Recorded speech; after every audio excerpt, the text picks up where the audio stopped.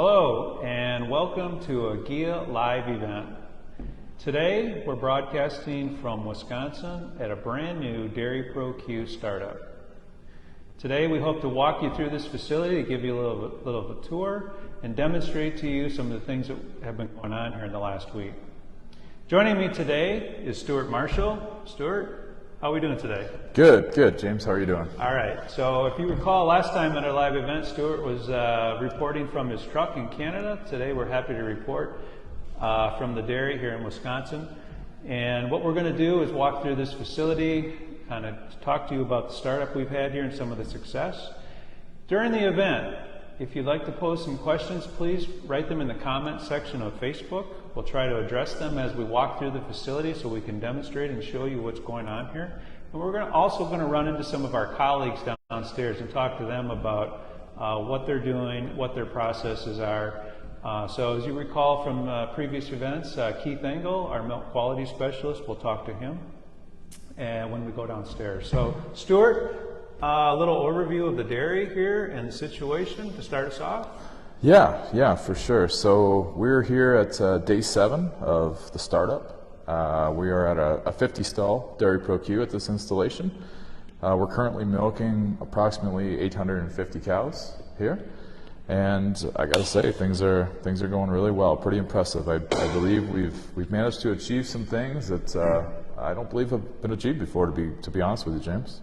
I think you meant to say 1,850 cows. Correct. Yeah, not 850. So again, brand new operation, good success for us. We want to show you and kind of take you on a tour as if you were here with us.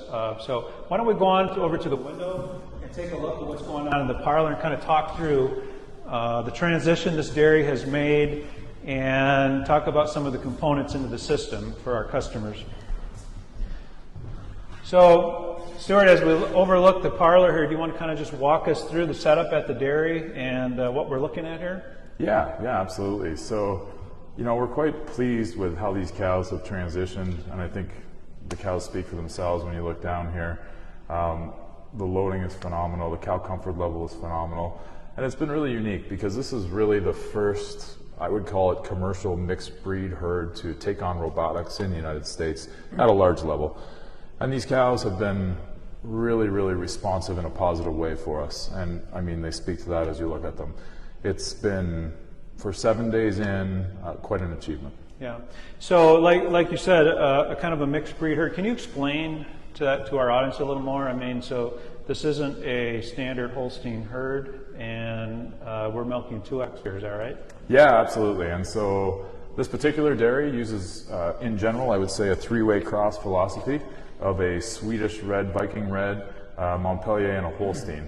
That being said, as we're out and about walking around, you're going to notice that there's also some Holsteins, there's some Jersey mixed in, there's a little bit of brown Swiss from some herds that have been purchased in over the years. So really quite a mix of animals that we have here. Yeah, the cows really do look comfortable, Stuart. Looks like they've transitioned well. As we look out into over the observation area, we can see the cows coming up the holding pen, loading up onto the parlor. Off to the left, we've got some post-construction going to be happening.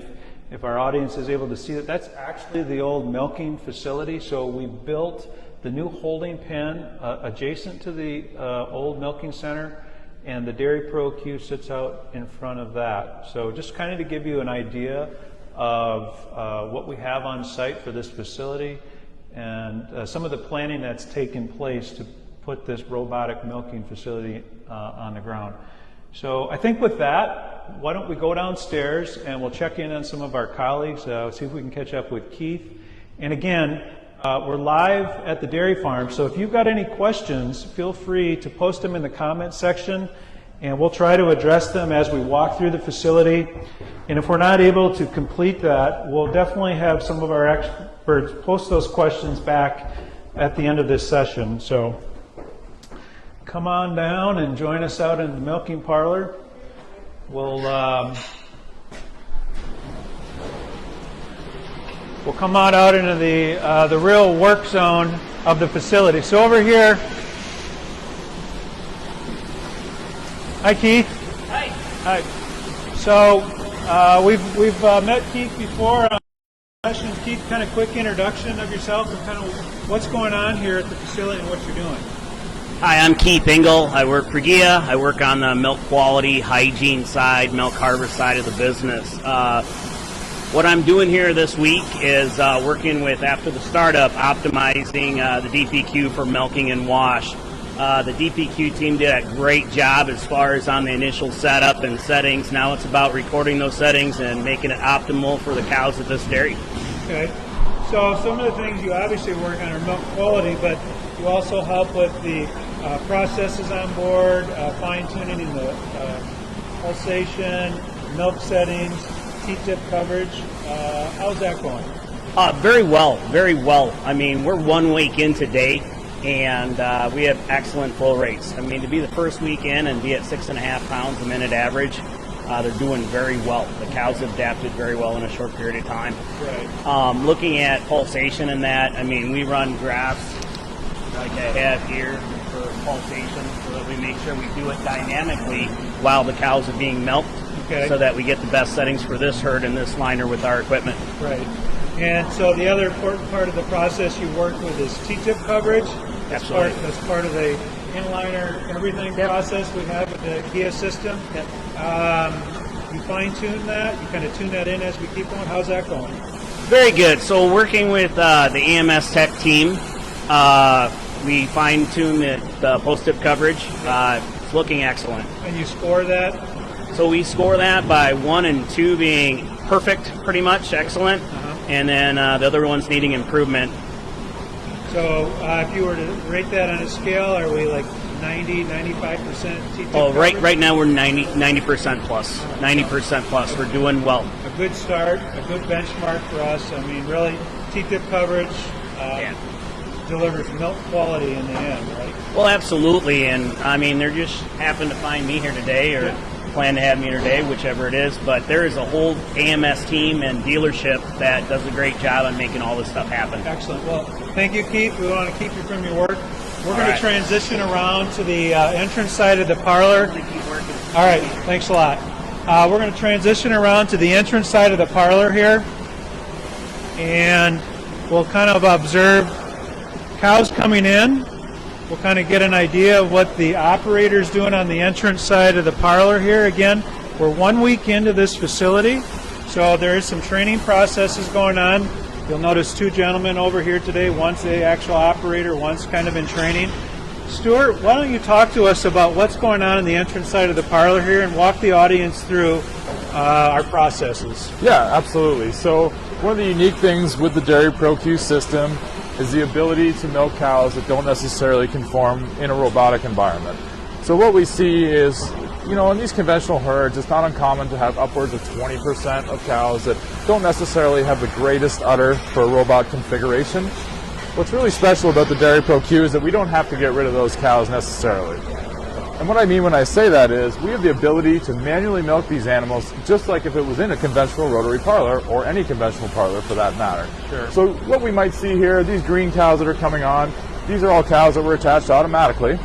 But from there, we may see a cow come across here with a red or an amber flashing color, James. That means that cow has been identified by the manager to say, hey, this is a manually attached cow. We know her udder is maybe not the best for the system, so we're just going to put it on by hand.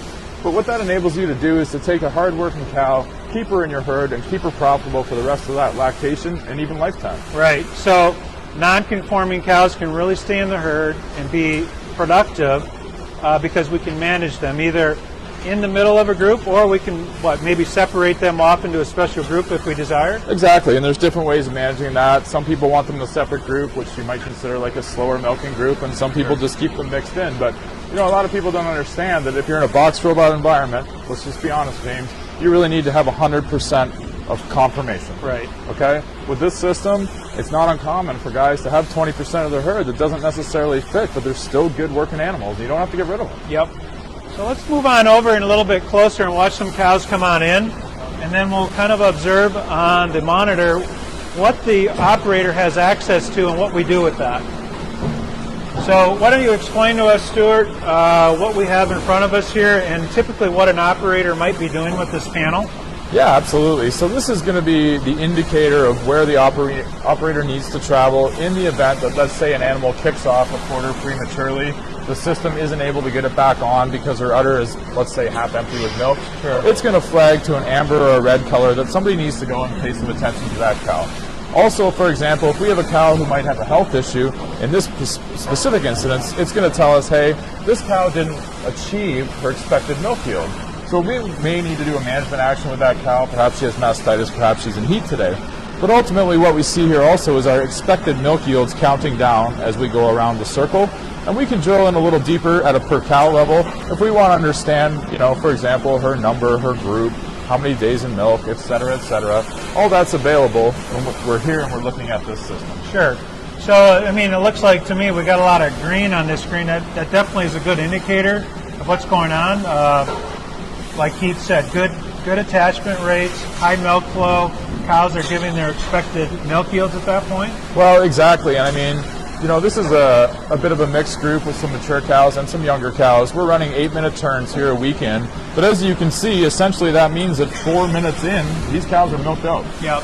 So that's pretty impressive. So it's not too unusual. I mean, we're a weekend and we have one operator here at the entrance of this parlor really managing the process of the cows coming on. The units are being attached automatically by the DairyProQ itself. And again, should we get a cow with a non-conforming udder, you'll simply address the cow and attach those teat cups manually. So we're standing here right now, James, just as an example, and we're standing in the fourth stall over from our entrance position, okay? We look at that, we know these cows are attaching very, very quickly. And in the event that we have a cow that needs assistance, then we take care of her that way. So on average, what are you saying here? We're attaching milker units 30, 35 seconds? I would say so on average. Automatic attachments is about 30 seconds. And again, as cows get comfortable, they're more relaxed, and as the machine learns the cows, that attachment rate really performs at a high level. Absolutely, absolutely.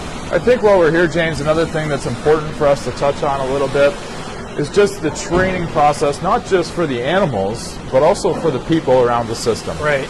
We've put together a system now where we're using both English and Spanish training, and we come in during the week of startup, and if possible before, and we start to train people on the basic function and the basic maintenance, such as cleaning the camera, so that the whole team's on board with the process necessary to make this successful. Right. That's an excellent point. So before we leave this area, just to highlight it, I mean, as the operator kind of manages this whole system, he really has operation control of the rotary from this station, another one on the other side to make decisions and monitor the processes all the way around the rotary, because as you can see now, the system really is just going to take over. It's managing and milking the cows without him in the entrance area right now. So exactly. Let's kind of walk around to the other side of the parlor, kind of observe cow milking, and see what that process really looks like. Again, we are live from a DairyProQ in central Wisconsin. If you have any questions, please post those questions in the comment section, and Stuart and I will try to address them before we're done today, or we'll follow up after the event.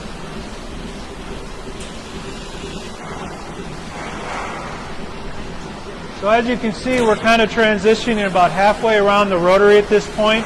Cows are in full milk. Up on the wall here, you notice we have some monitors displayed. That's a mirror image of the QView system that we were just looking at. Again, if the operator's over here on this side of the parlor, they have good insights to what's going on at the entrance and at the exit side of the parlor to make decisions to keep the parlor flowing as efficiently as possible.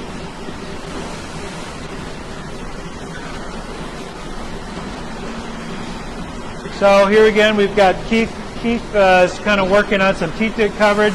We got a quarter off there. Looks like we got some really good T-tip coverage on these animals. We got cups coming off on this side of the parlor. And as indicated on the monitor, most of the milking units are going to be detached over in this zone of the parlor, getting ready for the exit area. Exactly. And again, we have a QView monitor that really allows the operator to be on this side of the parlor, monitor the process on the entrance side, and again, take action if needed from this side of the parlor. Okay. So at this point, why don't we kind of move through the rest of the facility over here and take a look at what we have in some of the other areas. So if we come on in, this is the milk room of this facility. So we do have a direct load, 4 bays for tankers to be lined up. The milk comes in from the milking parlor into a milk wash reservoir. At that point, we have control of the milk to slowly pump it through the filters and the plate cooler, where the chiller will cool that milk down to about 35 degrees, and we'll load it directly onto the tanker.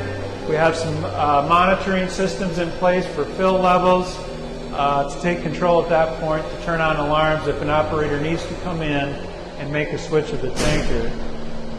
So again, a real nice layout for a direct load installation. A little bit different than a typical robot installation. Most box style installations, Stuart, probably wouldn't see a direct load application. Yeah, exactly. It's very few and far between, just based on the scale and the capacity of the system and the animals. Right. So nice clean installation. We're going to kind of transition through the hallway here and work our way to the herd management office.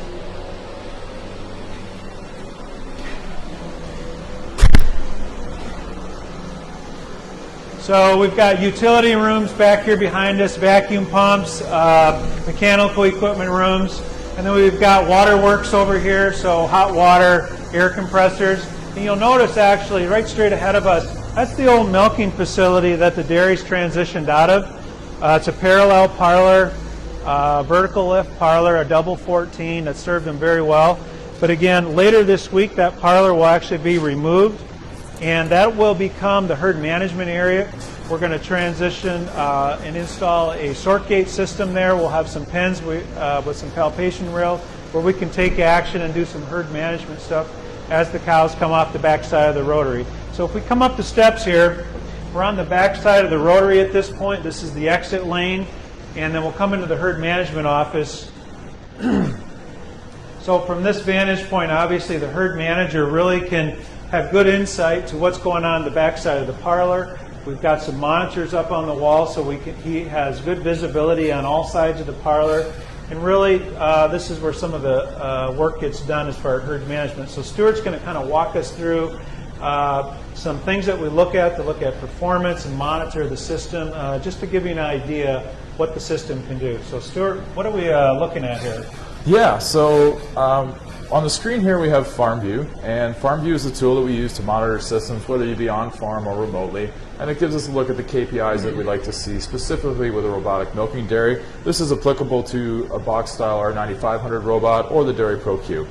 So some of the KPIs that we like to look at, especially out of the gate, I would say, are things like incomplete milking, attach time, milk flows, and automatic attach percentages, for example.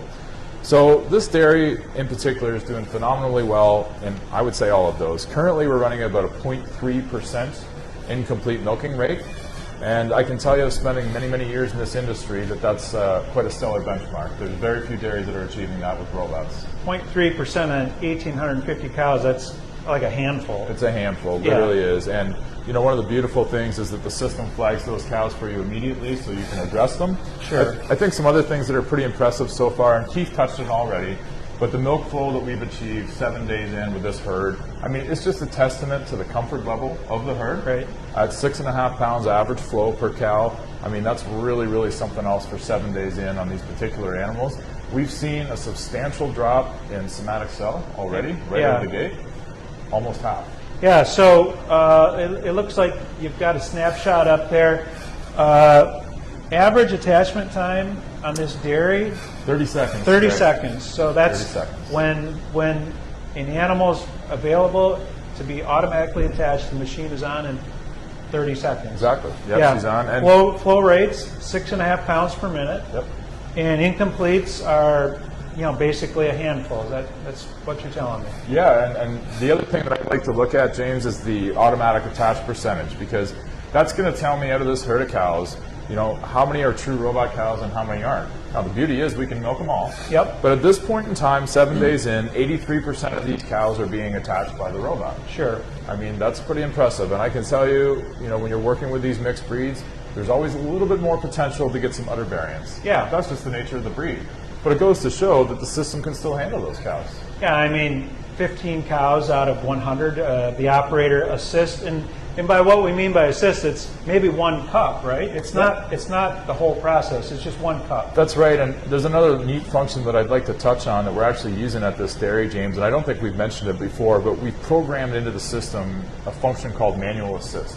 And in the event that you would have to attach one of those cows manually because she has a pulled median suspensory ligament, for example, when you go to lift that robot arm, it senses that lift and it lifts for you. Okay. So the workload for the operator is so much less than what you might see in other systems. Yeah, so I mean, again, a real attribute, ergonomically really helping the operator, physically taking the workload out, just assisting the process if needed. Absolutely. Okay. Absolutely. It's just phenomenal. I mean, I'm around this stuff all the time, and it's just great to stand here and see cows this comfortable, 7 days in, performing like this. So again, a real testament to Stuart and his team. They do a heck of a job getting the dairy ready, get those processes in place to really get results like this. So again, we're live in central Wisconsin at a brand new DairyProQ. We're really proud of this, and we're happy to tour you around the dairy.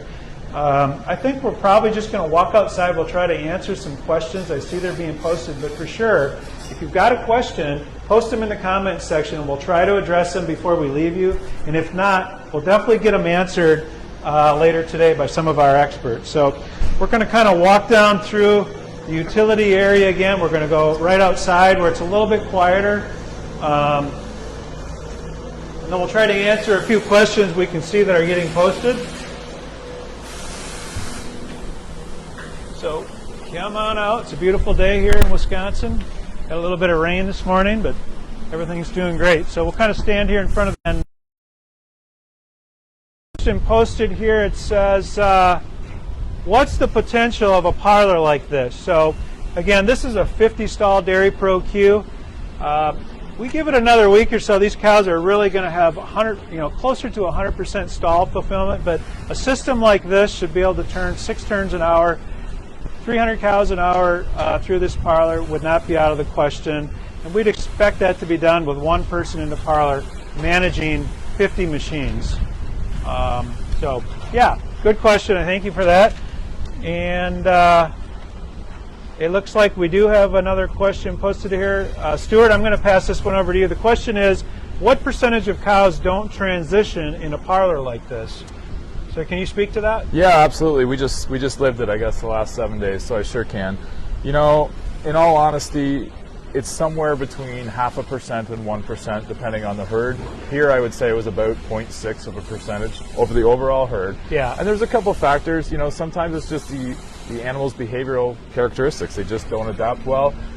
It can also be if you get a cow who has an injury on a leg, a previous injury, for example, sometimes them standing on a rotary parlor just doesn't really suit them well. Yeah. So that's really what you're up against, but I mean, very, very minimal. Yeah, and I would say based on previous startups, it's absolutely true. Out of 1,000 cows, maybe 5 of them, just maybe their temperament, they don't adapt that well to this system, but truly a testament to cow handling, good processes, and what the system really can do for you. So it looks like we're kind of out of time today. I really want to thank everyone for joining us at GEA's live event. This was the 3rd event out of a series talking about automation, implementing automation into your dairy, and what the benefits of that type of system is. So thank you again for joining us live from central Wisconsin. We hope to see you again.